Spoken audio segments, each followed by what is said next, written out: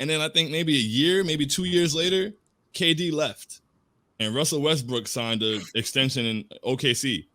Nobody said anything about him not wanting to win. Yep. It was, oh, what a loyal guy, blah, blah, blah. Like I don't understand. What was the difference? I just don't think he has it anymore. Melo's the role he didn't want in Oklahoma.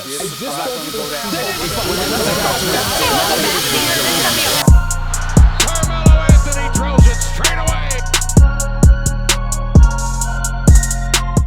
What's going on, everybody? Welcome back to another episode of Control the Narrative, a podcast where we control the narrative that the media creates. If you're new around here, subscribe to catch our weekly podcast. And if you're a returner, a subscriber, or better yet, a Control the Narrative member, we appreciate you as always. Very special. We got kind of an all-star episode tonight. A couple all-stars around the Knicks community. We'll be discussing the possibility of Carmelo Anthony rejoining the Knicks. Over the past month or so, we've went over teams like the Blazers, Lakers, Nets, Warriors, Heat, Sixers, Bucks, and been like, yo, does this make sense for Melo? The last team that makes somewhat sense are the New York Knicks, and we'll get into that in a minute. But first, quick announcement. Anybody who's listening or watching to this in the New York City area, you might want to come through Sunday night, this Sunday, the 25th, Times Square, 7 p.m. We'll give exact information and the exact location as the day gets closer. But come Sunday night, we're doing something big and bright. That's the only hint I'm going to give, and it'll be fun. So pull up Times Square Sunday night, 7 p.m. if you're free. With that being said, I'd like to welcome the three all-star guests we have on the show tonight. Top right, we got Fa. Bottom right, we got Shaun. And bottom left, we got CP. My guys, I appreciate each and every one of you for taking some time out to hop on the pod tonight. No doubt. It's an honor, man, and a privilege, brother. I appreciate that, bro. These guys, first of all, for people listening, watching, we will put all of their links in the YouTube description. So if you're listening on Spotify, Apple Podcasts, head over to YouTube. If you're on YouTube, check the description. All worth the follow. I tweeted out, who are some of the top Knicks podcast creators or hosts, just to see what people were saying. These were three of the most common names tagged. I'm like, let's do this shit. So again, thank you all for joining.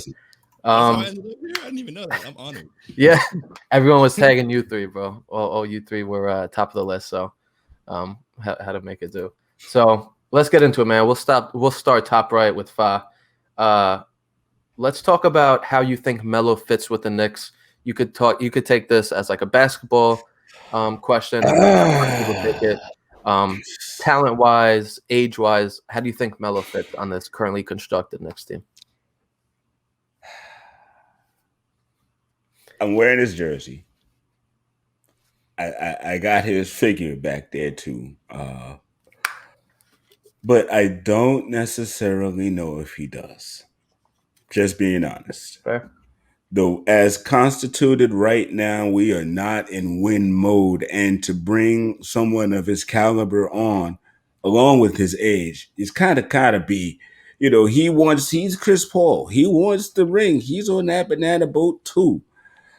I don't think we can get him the ring, and I don't want him to be in a situation where he's happy to be here, but still has a longing in his heart.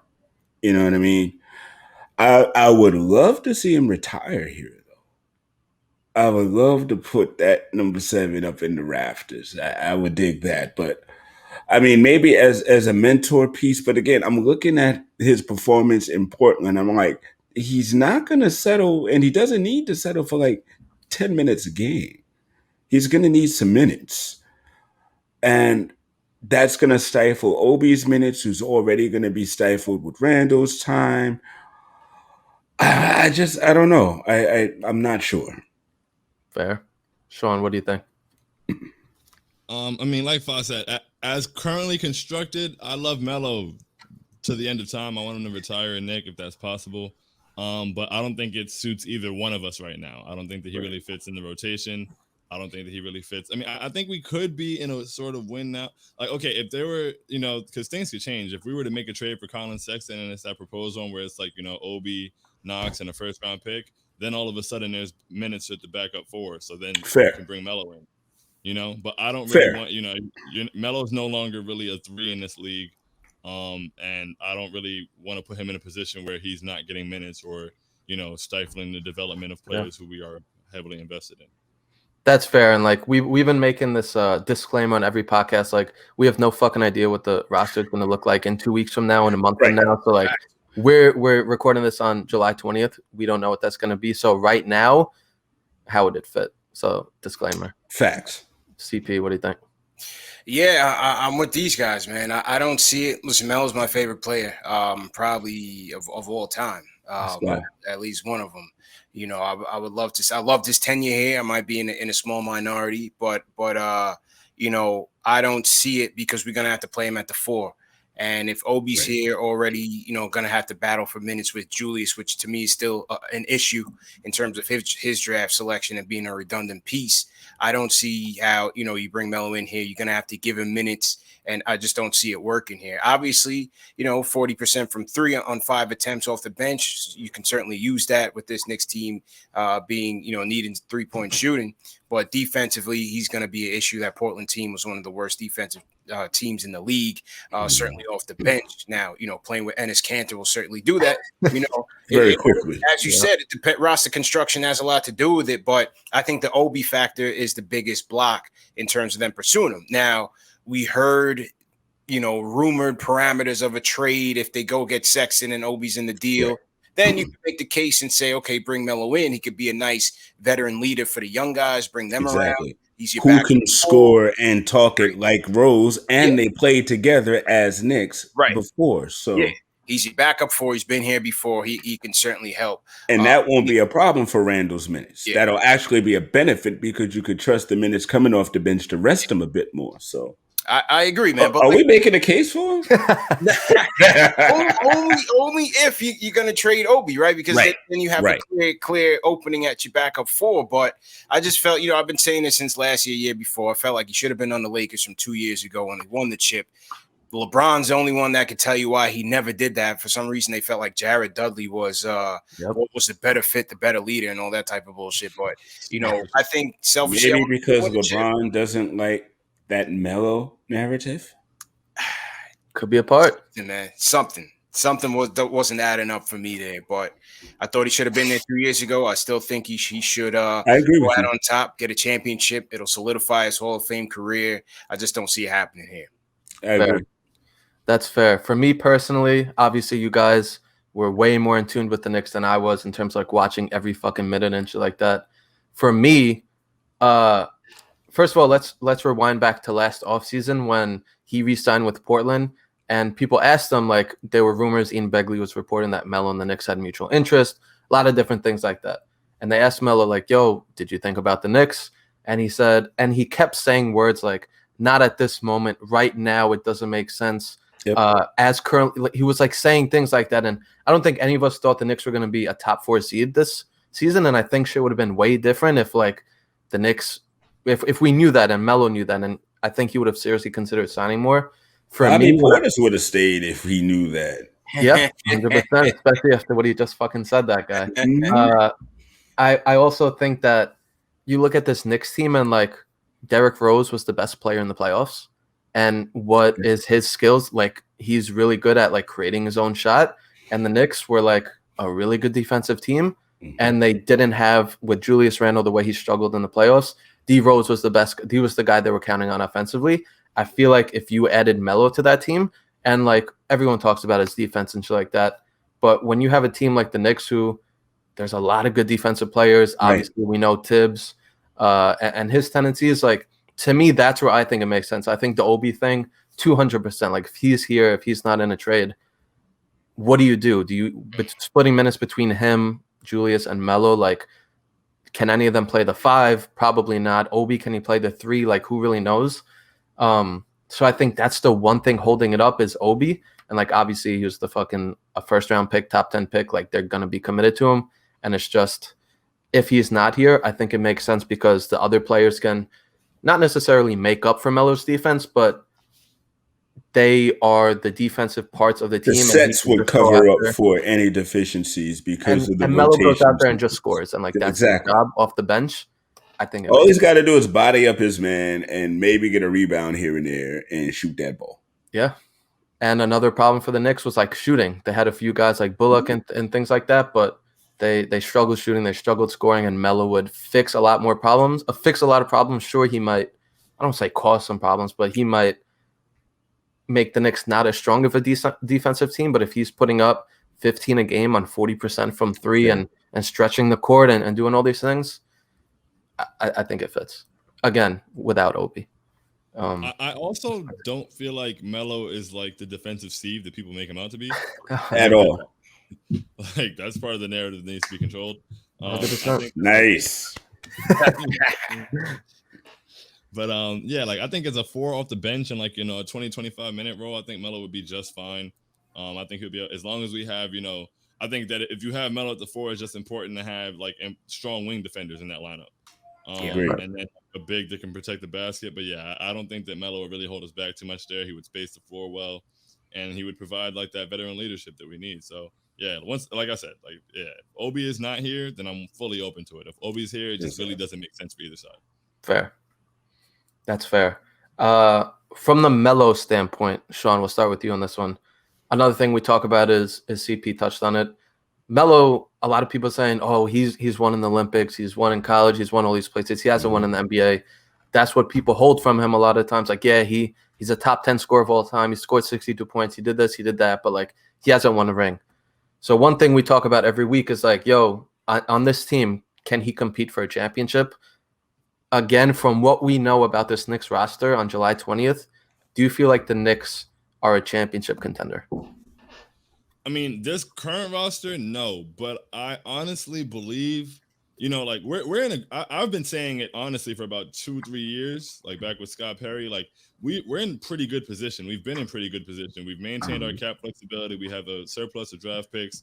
We have young pieces and assets. So, you know, I think this is going to be a really, really solid summer for us. So for us to be, you know, the 4th overall seed, I know some people kind of like, you know, acted like the sky was falling after we lost to the Hawks and like we were never that good, but they don't realize that we had a guy out there playing 34 minutes and scoring 0 points to Trae Young on him, and also missed Mitchell Robinson, which allowed Clint Capella to play past the midline and just, you know, they focused on Julius. So I believe that with Mitch coming back, you know, a few improvements in the lineup and then spending that money wisely and using those draft picks wisely, we could very well be one of, you know, like the Atlanta Hawks went to the Eastern Conference Finals. So I think that changes the definition of what a championship contender is. I think that any team that can get to the Eastern Conference Finals is a championship contender. You're 1 round away from it. So, top 4. Yeah, I don't see why we couldn't be that with a well-executed summer. Took 6 games to beat him too. So yep. CP, what do you think the Knicks' opportunity to win this next year? Very far, very far, man. I think without, you know, special talent, it's hard to win this league. I always say this is the hardest league to win a championship in sports because you need those 2 or 3 guys that can truly change the fortunes of your team. 90% of the league, you know, manages their cap. They're drafting well. They don't make boneheaded moves like the Knicks have made in the past 20 years to you know, sandbag their future. But at the end of the day, you still need to be lucky enough to get those 2 or 3 guys that can truly change the fortunes of your team. You know, we're watching the Suns and the Bucks in the championship right now, but let's keep it real. A healthy Nets team would have ran the table. A healthy Laker team would have watched the Suns in the first round. So I don't even think that, you know, these guys would have been here if it weren't for the injuries to some of the major stars in the league. You know what I'm saying? And the Knicks just don't have that. You're looking at guy. Look at Harden's situation, how he had to axe out of Houston. Looking at where Dame is right now, because these teams they're in no man's land right now. You know, they're not good enough to win it. They're not bad enough to get those type of players that can change their fortunes. And so now they're stuck. So Dame is stuck. Harden was stuck. He had to axe out. The Knicks, they're building. I think we're doing the right things. As Shaun said, we're managing the cap well, but we need to be able to get lucky enough to land those 2 or 3 guys that could truly take us to the top. And I don't think we're anywhere close right now. Fair. Fa, thoughts? Fair. Interesting ideas. I don't think we're close, but I don't think we're nearly as far as you do. I'm kind of in the middle in between both because the moves we make this year are vital to that ultra step that we will take next year, where we will have, I think, in-house star talent showing itself more so this season coming, so that we'll know that we have our own quote unquote Devin Booker, Chris Middleton, because again, all of these guys were drafted. When you say in-house, it has to be RJ. Who else but RJ? IQ. Thank you. I mean, and I'm not so sure. see again, IQ. And my thing about IQ is Colin Sexton, except just a rookie. Next year, with a little bit more Tibbs in him and a little bit more Kenny Payne in him, he's going to be a lot more efficient. His confidence is there. That's one of the biggest keys to a quote unquote star mentality is you got to have a very short memory and a whole lot of cojones. Miss a shot, take the shot again. You don't care. You missed it 3 times in a row. That 4th time, it's going in. Darn right. I don't care how tall you are. I'm diving into that paint. I'm going to put my little floater up, or I'm going to try to get it up against the back. Yep. I need that in that young pup because he's not going to be a young pup next season. Watch that kid. Obi to me showed the most promise and the most important time he could. Obi had a very good playoffs. That's facts. Energy. Obi shed that hesitation and fear in the biggest stage of his life. Yeah, he had a good run. There's a lot that tells me stuff about these young cats, and we have drafted better in the last 2 years than we did in the last 3, in the previous 3. To say the least. I mean, we're not going to sit here and have me waxing poetic about my thoughts on Frank Ntilikina and Kevin Knox. That's because we don't have that much time in the show.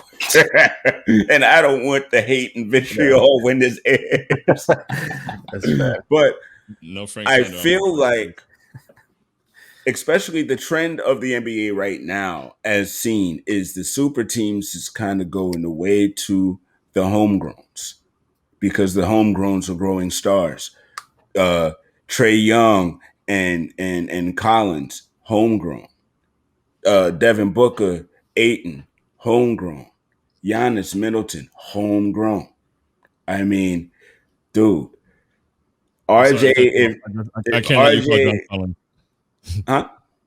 I said I'm sorry to cut you off. I just can't let you call John Collins a star. Well, he's not, but he is a part of that. No, you're right. That had Atlanta push. That's why I bring him up. Not because he's like wowing me or nothing, but he's a solid kid. And if he can get over his confidence issues, because he wavers between games, and that's how you get him. You know, some games he knows he's a beast, and some games he thinks he's Smurfette. I don't know. But my point being, we're going to see more about this team next year. And then when we hit that free agency, that next piece to go with, because we're going to have this Randall thing figured out too. Because at the end of the day, he's up for a contract. So do we keep Obi and kind of let him hit free agency? Do we sign him for a long term? A lot of things are in a juxtaposition right now. So it's not settled. You know, the Jello we just put the Jello in the refrigerator. It's still liquid. It's not settled yet. You know, but I figure 2 years, which will be 3 years under Tibbs, we will be a championship caliber team. Not to say we'll be able to win the whole thing, but I will be more confident that team will be out of the second round. Yeah. And firmly into the Eastern Conference Finals. I'm kind of in the middle of all you guys, where like the Knicks were a top 4 seed. I think like remember there were a lot of rumors last year about like CP, Chris Paul coming to the Knicks and like shit, should the Knicks trade for him and all this shit. Like to me, like we see what he's doing in Phoenix, and like if the Knicks traded for him last summer, like where would they have been? And like that's one piece. And like I'm not saying Melo is Chris Paul by any means, but like you add one or two pieces and like you never know. And then to Faz's point, like a lot of these guys are going to take another step. Like we saw the step that RJ took this year, and quickly and Obi, they didn't have a summer camp. Like they were drafted and what, like 2 months later was like their first game. So like they were kind of learning, and like at the end of the season, like we saw what Obi was doing in the playoffs and shit. So I'm the reason I asked this is again because we want like Control wants Melo to get that ring, and we're like, can he win? And like I think the answer is like he can win in New York. Like who knows if he has 1, 2, I don't know if he has 3 years left in him. If he wins in New York, that's what I'm saying. Like if he has 2 years left and he spends his next year, because he never wanted to leave. Like we talk about this all the time. They told Melo, "Yo, we're rebuilding." He gave them, "Yo, I want to go to Houston." They couldn't get shit figured out. Then the day before media camp, media camp, whatever the fuck it's called, media day, they struck the deal with the Thunder, and Melo's like, fuck it, like I don't want to sit through a rebuild at what was he, 34 at the time. So I think again, and like if he wins in New York, it would mean so much more than if he won in LA or if he won in Brooklyn or anywhere like that, which is why I'm like fucking pulling for it. And I'm just like, maybe it's just like false hope that like I hope that, you know, the Knicks can pull some shit together. Again, it's just how the cards fall. You know, when we take a look at free agency and if there are any trades, because again, the Sexton thing, I don't know if it has legs or not, but if it does, that kind of changes the parameters. 100%. So you never know. The way that the Sexton thing is being reported makes me feel like it has legs. I feel like we're waiting for draft day. I feel like they're trying to get a better offer than the one we've put out. I feel like we've kind of put our foot in the sand. That's what I love about this front office. I really trust them. Like, you know, I feel like they're not gonna get played, you know. So I feel, and once I just feel, you know, Sexton averaged 24 a game on 47, 37, 81. Like that's exactly what we needed last year. We were getting absolutely nothing. I mean, I've said it till I was blue in the face. I'm just very glad I never have to watch number 6 in the Knicks uniform ever again.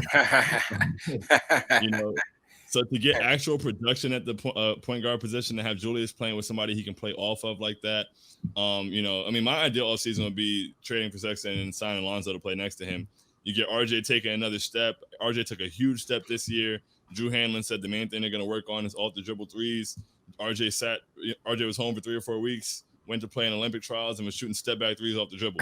So, you know, 100%. By the time we get to the season, you know, that could be a whole nother level of RJ. Mitchell Robinson is going to be healthy. Emmanuel quickly, I think, is one of the most slept on players in the NBA, only because it seems like our own fan base sleeps on him. And, you know, the same ones who were clamoring for him to start. I was clamoring for him to start all year because I hate Elfrid Payton. I don't hate Elfrid Payton, I shouldn't say. But yeah, so I think that, you know, if you make that kind of move and you add Melo to that team, I don't, you know, like, I mean, I know CP was saying injuries, but injuries happen every year. Every single year there's a team that could have been here, but people got hurt. That's part of basketball. So, you know, you let the chips fall where they may, and it really comes down to individual matchups. Like at the end of the day, no matter what's going on, no matter who Brooklyn is doing, whatever, if you get the 3 seed or you get the 4, you get the 3 seed, and you get a favorable matchup with 6. Are you better than the 6 seed? Okay, boom, you're better than the 6 seed. Now the next series you play the 2 seed if they win their series. That's it. You focus on one team at a time and how you match up with them. So you just tell it, Shaun. You put together the best team. You know, try to experiment more throughout the regular season. That's what I didn't like about Tibbs. That's my main gripe with Tibbs this year. He didn't experiment. We didn't get, like, once Mitchell Robinson got hurt, we should have seen Obi at the 5. 100%. Like we should have seen things like that. So then we got to the playoffs, and then Atlanta had things that we didn't have counters because we didn't try them in the regular season. And it's hard to try some first time in the playoffs. So I just think that, you know, I feel, but everything is a learning experience. I feel like Tibbs learned from that. I feel like, you know, the players learned from that. So I mean, this team isn't as like, no, are we going to win the championship next year? Probably not. But are we? We're gonna be fun. Yeah, we're gonna be fun. You know? Like, we take every time you take a step, you get a step further. So it's like we take another step next year. Now we look even better to other free agents, anybody else who may, you know, like I don't think we're that far away. I think like Foz said, man, I think within 2 to 3 years we'll be celebrating, like whether it's an Eastern Conference Finals appearance, whatever it may be. Like This is progressive. Wow. This is not the end. And that's why I felt like it was a little weird when fans were kind of like, oh, you gotta sell off everybody. Do what you gotta. No. This is the best version of what could have possibly happened last season. And there was a worse version. We've lived through it a couple of seasons in a row. But real talk, with a new coach, with a committed quote unquote star in Randall, because I heard the Woj podcast. Oh my gosh, he dropped so many jewels in that. If y'all didn't hear it, man, go check that thing out. It'll reaffirm your belief in Randall. I'll tell you that much. That and his Players Tribune article. Yeah. Yes. I mean, and they both dropped like within days or a week of each other, and it was just like Randall Fest, and it was delicious. I ate it all up, you know what I mean, with Cool Whip. Man, we'll see what happens. It's gonna be like this is fun. When it was just Fa and I in here, like I was saying, like I feel like this is one of the least stressful off seasons as like a Knicks fan that we've had in a while. Yes, like by far. Somebody asked me yesterday, they're like, yo, like what are you doing for the draft? And I'm like, when the fuck is it? I was like, when the fuck it was the last time that I didn't know when the draft was. Like I know when the lottery is, I know what time it is, I know when the draft is, where it is. Can I get like I had no idea, and that it felt good to not know. I'm casually watching, like, oh, okay, we drafted him. Nice. Oh, we made a trade. Yo, let's obviously you guys know Melo is such a polarizing figure in basketball over the course of his career. For a lot of Knicks fans too. We'll start with CP on this one. He's wearing the number 7 on his hat. He said that Melo is one of his favorite players of all time. So I think I know where he's going to be headed with this one. But what do you think the general opinion reaction of Knicks fans would be if Melo were to return to the Knicks? Do you think it would be like, yo, like this shit didn't work, why are we doing this again? Or do you feel like it would be a homecoming? Do you feel like 50, like how do you feel about that? I think it'd be about 50-50, it'd be split, man. You have your Melo Hive who, appreciated who he was as a player. Always was a fan of his, even appreciated his time here, even though it wasn't much of a success. You have the younger generation who never saw anything of the 90s and came up during the time when Melo was here, Linsanity, you had Knicks tape era. You had 3 straight playoff appearances when he was here. You know what I mean? Okay, they got swept by the Celtics. Heat made it. And Knicks tape, they won 54 games. So there was some good moments there that I think a lot of the younger fans would enjoy, and the Melo fans as well. Then you'll have your other half who didn't appreciate his time here. Saw him as a selfish ball hog chucker, a guy that he was a me first player, didn't help the team win, didn't make his teammates better. The guys that always constantly compare him to LeBron and all of that. So there's got to be that element of the fan base who didn't appreciate his time here and wouldn't want him back. So I think it's 50-50. Word. Fa? Let Shaun go first on this one. You got it, Shaun. I won't allow it to be anything but positive. I'm not standing for it. Like, I'm just not standing for it. No Carmelo Anthony disrespect will be tolerated at any time. I do. There's a lot of people who don't understand. I just like to, that's why I love what you do at Control the Narrative, because that's really what needs to be done. Like, let's control the narrative. Let's talk about facts. Like, nothing about Melo's tenure here was ever his fault. Like, even when we got swept by the Celtics that year, like Melo had 42 and 17, and Mike D'Antoni left Jared Jeffries on the floor. Yeah, and he turned the Tony Douglas running the point and shit, man. It was fair. Andrew Fields. Amari Stoudemire pulled a muscle in his back before the game. Then the next year, he punched the fire extinguisher. They misused the amnesty clause. They re-signed Chauncey. They picked up Chauncey's option, then used the amnesty a week later. They they just did a lot of things wrong. They did the Andrea Bargnani trade. Like, Melo, I will never forgive that Knicks front office for mishandling Melo's prime. And, he took it all on the chin. Like, Carmelo Anthony took all that on the chin. He was blamed for everything that was done wrong to him. And he never pointed the finger at anybody. He never complained. And I think that, if he were to come back, he needs to be embraced with open arms fully. And I'm not supporting anything other than that. Even in that Pacers series, bro, we had 54 wins. J.R. Smith decides to elbow Jason Terry in the Celtics series, and it never comes back. Partying with Rihanna the night before playoff games, going like fucking 1 for 12. Tyson Chandler went from being defensive player of the year to averaging 4 points and 4 rebounds against Roy Hibbert. Roy Hibbert ate his food that series. Stop playing with Carmelo Anthony, bro. The only people that showed up for him in that Pacers series were Iman Shumpert and Chris Copeland. Yeah, third place MVP voting that year, man. Yep. All right. I think we could just end it after that because Shaun, that shit was fucking perfect. I think we're straight. Fi, you got it, bro. I could not stand Carmelo Anthony before he came to the Knicks. I thought he was a selfish ball hog, and with the Nuggets, because he was. It was him and his braids and the ball, and him and his braids and the ball. And then he came here. And everyone who knew me knew the first thing out my mouth was, I hated that trade. Ooh, I hated that trade. I felt we gave up stuff we didn't need to because ain't nobody going to no damn Brooklyn in no off season. I wasn't even worried about that. I was like, they could snatch him up as free agent and we have all the pieces for him if he wants to come. And if he can't wait, peace. So they trade everything and he got him.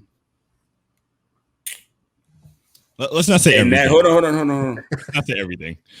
And that young man, through his hard work, his perseverance, his dedication, his love of New York, his love for the Knicks, that young man changed my mind during his tenure here. If anybody boo him, come see Coach Fa. I got words for you.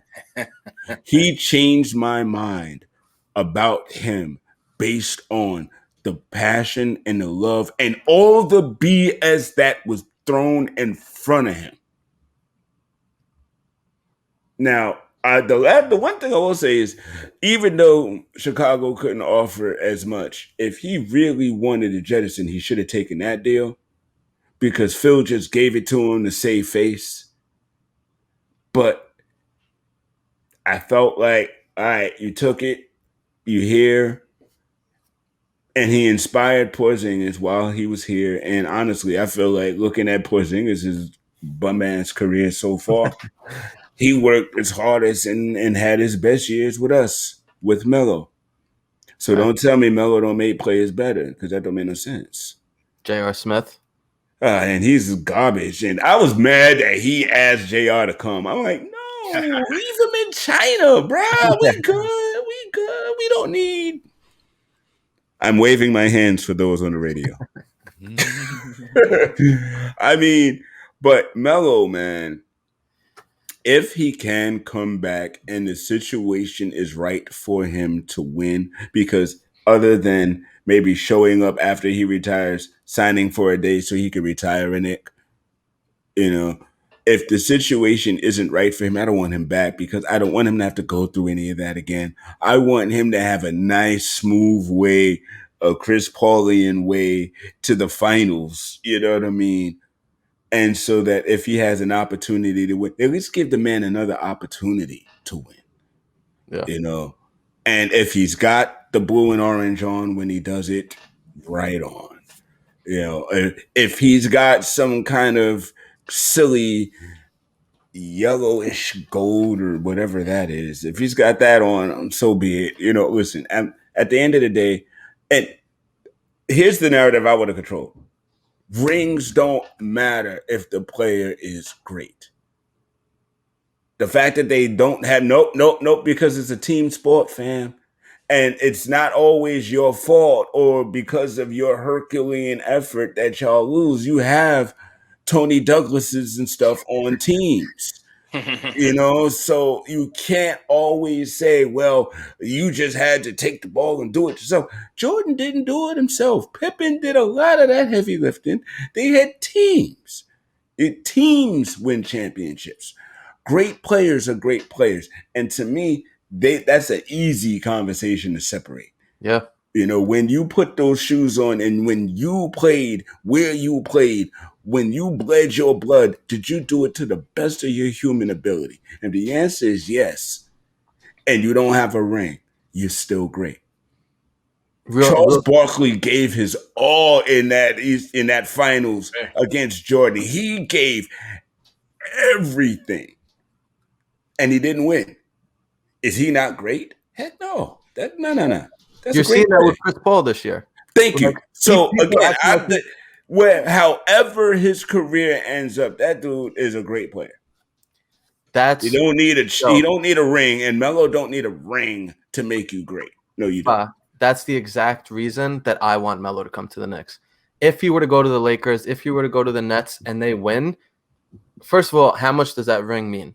Like, Brooklyn already has those 3 fucking superstars. LA won a ring 2 years ago. Like, unless he goes to a team that he's like one of the pieces, like the 3 pieces, 4 pieces max. I get it. Even the 6th man, the key person off the bench that did something. Yeah, but like, just to touch on your point real quick, like, people are acting like Chris Paul all time is a better player this year than last year because he's in the finals and his situation was better. Like, I talk about this all the time. Like, championships in terms of players are about situations. Like, Adam Morrison has a championship. Melo doesn't. Does that mean Adam Morrison's a better player than Melo? Like, Jared Dudley has a ring. Carmelo doesn't. They're going to say, when they introduce Jared Dudley at his camp or whatever, they're going to say NBA champion Jared Dudley. What the fuck did he do? Like, what did Adam Morrison do? Right. But like, all right, Melo never won a ring. And like, you know, when you say, like, Shaun said something like, you know, it was never his fault. Like, when you say things like that, people are always like, nah, yo, that's an excuse. And it's like, it's not an excuse. It's not. It's like, I'm telling you, people, why hasn't Melo won a ring? Well, when you look at it, they did this with Billups, and then they put 20 million in Amari and this, and like, those are just excuses. It's like, like, I'm telling you, like, why, and like, it's an excuse. I'm like, all right, I don't know. You wanted him to go out there and win with Sasha Vujacic.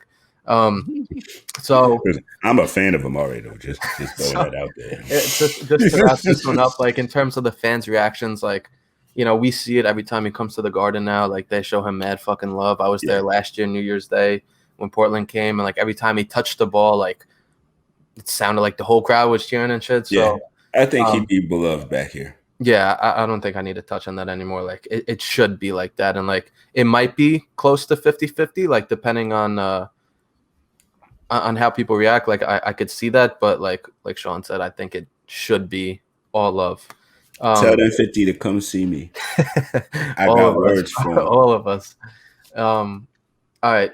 In terms of Melo's legacy with the Knicks, another, like, I don't say polarizing question, but another, like, intriguing question, because the Knicks have 2 championships, 70 and 73.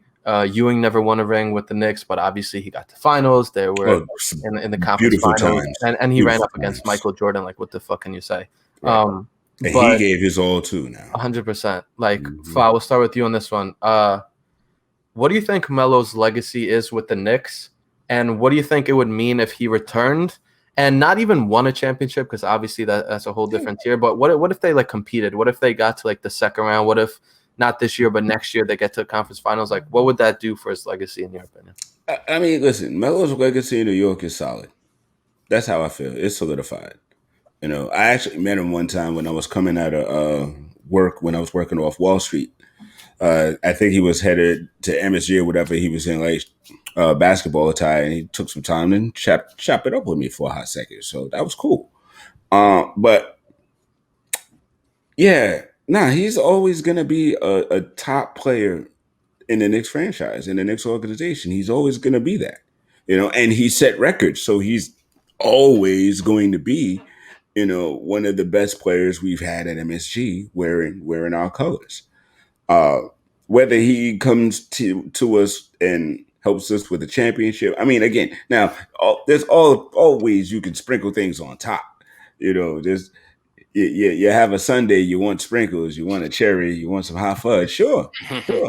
You know, but honestly, if you need that to secure Melo's legacy, you wasn't a fan in the first place, and I'm tired of talking to you. Shaun, you agree? Yeah, I agree. I think Melo's legacy is solidified. If he comes back and we win while he's here, I think that makes it even better. But I just hope that regardless of what happens, if he never comes back to the Knicks again, like we love Bernard King. Bernard King is beloved. You feel me? Like Bernard King never won a ring. He scored a lot of points. He was a great scorer. He was an amazing player. He sits courtside, like he's celebrated. And I just feel like, there was a lot of division within the fan base, about Melo. And like we said earlier, like he just took everything on the chin as his fault, and it really wasn't. So I think people need to be able to let that go and move past that and appreciate Melo for what he did for us as a franchise. The fact that he wanted to come here at a time when no one did. I mean, Amari came and that's because the Phoenix Suns wouldn't insure his contract. And we appreciated that too. But I think we just need to appreciate Melo. He came here and he battled, and he won a scoring title here. Like he just, he needs to get the respect and love like forever. Agreed. Yeah, and like that's another thing people forget. Like, they're like, Melo came for the money and shit like that. But first of all, he didn't even take a max contract when he re-upped with us. And second of all, like he could have competed for a championship immediately in Chicago with that team, but he trusted Phil and he was like, "Yo, one ring in New York would mean more than multiple elsewhere." And like people aren't ever gonna remember that. All they're gonna remember is, "Oh shit, he got paid way more in New York than Chicago," and he only signed with the Knicks because they were giving him a contract extension entering the lockout. And the Nuggets and the Nets actually agreed to a deal for Melo, and he didn't accept that contract extension, and he waited for the Knicks to. And like people could say, "Oh well, he should have signed in the offseason and shit," but whatever happened. So before we get to CP, I want to say something to that too, because that's another control the narrative thing I've always hated. Melo signed that contract. First of all, the Bulls had enough cap space to give him like $12 million a year, which made no sense at all. I don't even know why people were even bringing that conversation up. But Melo took the contract. He took less than the max. He stayed because he committed. Honestly, like we brought him here, all of that. And then everybody said, "Oh, he took the money. He doesn't care about winning." Blah blah blah blah blah. And then I think maybe a year, maybe 2 years later, KD left, and Russell Westbrook signed an extension in OKC. Nobody said anything about him not wanting to win. Yep. It was, what a loyal guy, blah, blah, blah. Like I don't understand. What was the difference? So, yeah, my bad. Bro, I was fucking going crazy about that shit when that happened because, again, it's the narrative. It's like, why are we looking at Russ like that just because KD left him and, like, Melo didn't even have anybody to, like, leave? Like, we feel bad for Russ and, like, shit on Melo anyway. Great point. Great fucking point. CP, what do you think? Oh man, it's complex, man. The one thing you can't argue is he's going to go down as one of the greatest scorers of all time. That you can't take away from him. Hall of Fame career already solidified when you look at what he's done from Syracuse, that title run, which was epic. The Olympic appearances and his accomplishments, scoring accomplishments at the NBA level, all-star appearances as well. But with the Knicks, unfortunately, it just wasn't enough winning. Like I said, they made 3 straight playoff appearances. Number 4 on they came close. They came close to making the playoffs, but just fell a bit short. But I think it's going to be marred by a lot of the losing seasons that came with it, a lot of the drama that came with it, and a lot of that, I wouldn't put on Melo, as Shaun said. A lot of the acquisitions that they made were terrible. The Bargnani trade, to put him as the Hibbert killer, was atrocious, and they traded a first-round pick in that deal along with some seconds. That was a terrible deal. I thought the Amari deal, a lot of people give credit to Amari for bringing the Knicks back. Listen, Amari was great for like a half a season, period. After that, it was all downhill, and he gave us all he could. I don't knock him for that, but signing him to that deal with no insurance on his knees, Knicks were basically competing with themselves. The Hawks were interested, but that was it. And this is for Amari Stoudemire. So the league knew that this was damaged goods, and this was an experiment that was going to crash and burn much sooner than the Knicks. But I thought the Knicks were, looking to save face after not getting the big 3 that went to the Heat. And so they went with Amari. But either way, Melo coming here, he did his job, man. His job was to get buckets, and he did that. Like I said, he finished 3rd in the MVP voting in 2012-13 Knicks tape. 54 wins. He did his job. He wasn't LeBron James. Everybody can't be LeBron James. And I thought that was unfair to him to try to compare him to LeBron because that's just not his game. The problem was we just didn't have the pieces to complement him as we did in 2012-13, albeit it wasn't, I wonder if Melo had Wade and Bosh, would we be saying the same things? No. Winning cures all, man. Yep. Winning cures all, bro. LeBron had Wade and Bosh. So if Melo had Wade and Bosh, we'll be talking about Melo in a different. This sums everything up. Melo was an all-star every single year in New York. He was here for 6.5 years, so technically 6 years because he was an all-star in the West that half a year. Mm-hmm. Do you guys know how many all-star teammates he had? That all-stars None. That were none. 0? 1. Tyson Chandler in 2013 was the only all-star that year. Okay, plantar fasciitis here. Right on. Yeah, Tyson Chandler was the only all-star, and again, winning cures all, but how the fuck can you blame him? Yeah. And the crazy shit is you can literally point to any one of 15 different moves that his tenure would have been different if they didn't amnesty Billups and if they amnesty Amari, if they didn't hire Phil, if they didn't fire Woodson, if they didn't trade JR and Shumpert for Lance Thomas and Lua Munson, all these fucking moves, bro. If one of these things doesn't happen, if Bargnani never wears the uniform, Bargnani, come on, man. It's crazy shit. That's my least favorite. If Eddie Curry, but that's different. But I can go so far back: Jerome James, Eddie Curry. Just. Last question. I didn't put this one on there, but just curious. Real quick answers. If Melo were to go to Brooklyn and win, on a scale of 1 to 10, how triggered or upset or pissed would you blame him, or would you be like? I wouldn't blame him, but damn, exactly. That's my answer. This would be my reaction, man. Damn, man. Come on. Oh, word? You know what I'm saying? I don't know, man. Melo likes those guys too, man. KD's his guy. I don't know how he feels about Harden because I felt like Harden stabbed him in the back. Yeah, very much so. I felt like the whole Houston thing that doesn't go down without. In my opinion, I don't see how they get him up out of there without telling the head of the team. I just don't see how that goes down. But a lot of people think that. Yeah, I don't know, man. I couldn't get around to that if he went with the Nets. Yeah, I think that's well said by CP. It would be. I mean, honestly, but we're at a point where a year ago the entire league was shunning Carmelo Anthony, so I wouldn't really be upset with him. I'd be upset with myself. Because I would find myself having to root for the Brooklyn Nets if they made it to the finals. So there's no way I'm going to root for Melo and not get a ring if he's in the finals. But I don't want to ever have to do that. So that scenario in itself actually hurts my chest. We talk about that, bro, because a lot of the people who follow Control, it's of course there's a shit ton of Knicks fans, but there's also Nuggets fans, Blazer fans, or whatever, and everyone's yo, go to Brooklyn, and me being a Knicks fan, I'm no, I just don't know if I could root for the Brooklyn Nets. And again, we talked about it being what fucking rivalry, but just the amount of shit talking and seeing him in black and white just would not I can't wrap my. I mean, it is never a guarantee that there's a championship to be won, but if he happened to win one with them, for their fans to say he won with us but couldn't win with y'all, I would not enjoy that conversation. Man. It's tough. Does anybody know a real Nets fan? I don't even hear them. I honestly think I know 3. Yeah, there's not real Nets fans. I don't care.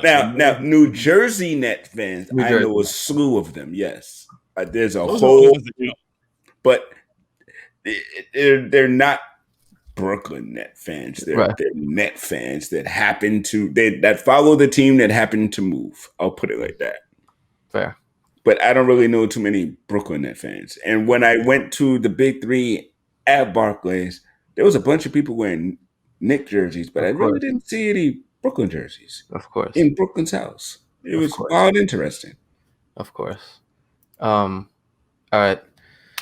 Got through the questions. Appreciate each and every one of you, seriously, for taking time out of creating your own dope-ass content. Again, the links are going to be in the description on YouTube. But before I let you guys go, one thing we do around here is we allow our guests to control a narrative. It doesn't have to be Melo related, doesn't have to be basketball related, doesn't have to be sports related. So whoever has one and wants to go, give you guys the floor to control a narrative. Yeah, I can take it. I mean, the whole narrative, you know, we're hearing about all these trade rumors and the trade rumors in particular about Dame Lillard. And you have, you know, these mainstream media platforms, Stephen A. Smith to name one, who, you know, jumps all the way out the window yesterday, and he's talking about the Knicks have to gut their whole roster. He the one who said that about Melo. Yeah.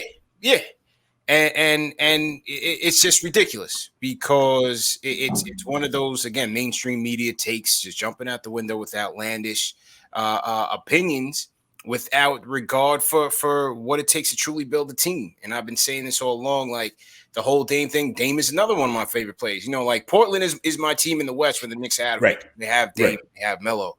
Knicks to the West to me. Yes. Yeah, I would love to see Dame and MSG dropping 70 on them. But I want to see Dame and MSG dropping 70 with a chance to win. Right. And gutting the team to bring in a 31-year-old Damian Lillard here who has 4 years tops at his peak. To me, it makes no sense. The Knicks, we just don't have that type of championship window. We don't have enough young pieces established where if you make that trade, you still have something left over to win with. Right. Well, the timing is just not right for a Damian Lillard trade. So for Stephen A. Smith to say that 2 years later, he's going to be the same one when they ask him, well, Stephen A., why are the Knicks so bad? You know, he's going, it's Dolan's fault. It's this guy's fault. It's this. They gave Dame Lillard that much money. Yeah, the very thing he championed would be the very thing he killed. Right? That he's backtracking on it. So it's just another one of those nonsensical mainstream media takes. That it's just so removed from the reality of where the Knicks are right now. Okay. I think Stephen A. Smith is one of the worst Knicks fans in the world. He's not a Knicks fan. The worst. 1000%, bro. He's not a Knicks fan. And to CP's point, that's also, it's not to backtrack, but I feel like that's another part of the reason I like the Colin Sexton idea, because you get him at, you know, a low value, and then he comes here, he starts playing really well, and you make him the centerpiece of a Dame trade at the trade deadline. But, you know, you can move him. All right. You can move him. You flip Knox and Frank into Dame. But my narrative, I would love to take this time to say something super mature and non-sports related that makes people say, wow, he really has a good head on his shoulders, but I don't have anything. Right on. Stop playing with Emmanuel quickly, bro. I see a lot of people giving him like a 6-man ceiling and saying he'll never, like, telling me what he can't do after playing 1 year. You know, he got drafted and he was given a D+ rating. They said he couldn't really put the ball on the floor at the NBA level. He got into the lane with confidence. He's got a full off season. Like you said earlier, he's going to have a summer league now. And he just has he has that in him. He has that, like he wants to be great. He's got that dog in him, man, for real. Yeah, he's got the dog. He's got like the gym rat. And he's one of those players, honestly, like he has a ridiculous ceiling. Like the amount of gravity he causes defensively. He had teams trapping him at half court as a rookie. Right. You know, just the amount of spacing he provides on the floor. He's going to get better handling the ball. He's going to get better vision. I think the only person in the NBA that was able to stop him last year was Tom Thibodeau. And, you know, he's going to get stronger going to the basket. So please stop playing with Emmanuel quickly. Stop putting the ceiling on him. Stop trying to be the first person to make the forecast. Like, just let it happen. Respect. Bang. Bang. Fi, you got one? Yeah, and I said it before earlier in the show, and I'm going to say it again. Rings and great players are not synonymous. Stop making it so, because it's not true. You force great players to have to do wild things for the perception. And super teams don't always work. Appreciate these great players for the blood, sweat, and tears that they give you. Applaud these folks and stop worrying about rings. Just like that. just like that. No doubt. Again, yo, Fa, Shaun, and CP, appreciate all the love and you guys taking almost an hour out of your time. Again, description on YouTube. Go follow these guys. Some of the best follows on Knicks Twitter. And we might be interacting a lot more next season, depending on what Melo decides to do this summer. So, sir, yes, sir. Appreciate you guys. Have a great night. Salute, fellas. Appreciate you, bro. Thank you for the opportunity, bro.